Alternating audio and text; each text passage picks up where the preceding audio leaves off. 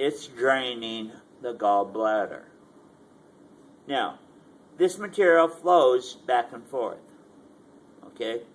When your liver is always producing bile, when that little sphincter of Oddi is closed, it can go down to the contents in the duodenum, so it backs up and is stored in the bile. Now you want this to be constantly emptying because that bile can concentrate there to form stones. We call them gallstones. And they can block up this whole system.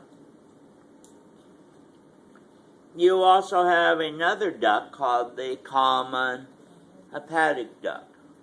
That carries bile from the liver down to the junction where it joins the cystic duct.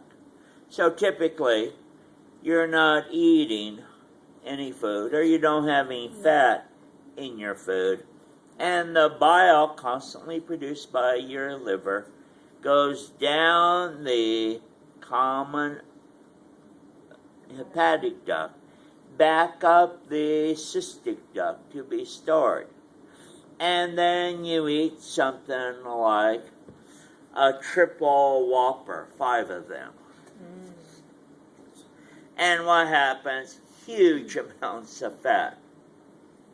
And what happens is now that sphincter opens, it surrounds all this chyme containing the fat so the fat can be absorbed.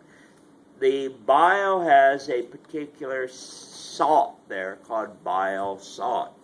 And the bile salts circulate through your GI tract so that by the time the bile salts helping to digest what we call emulsify the fat, by the time it gets to the ileum, the body soaks up that bile salt, returns it to the liver, then releases it again. And if you have a big fatty meal, this circulation of the bile salts will occur basically 5 times before that meal passes through into your large intestine.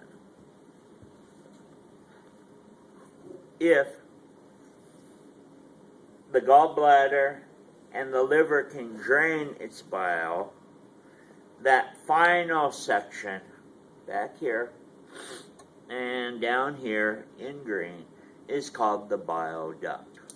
And the controlling factor here is that little sphincter of Oddi, which is getting signals of what's in the environment to open or close that valve. How are we doing? Making sense? Easy as pie, right?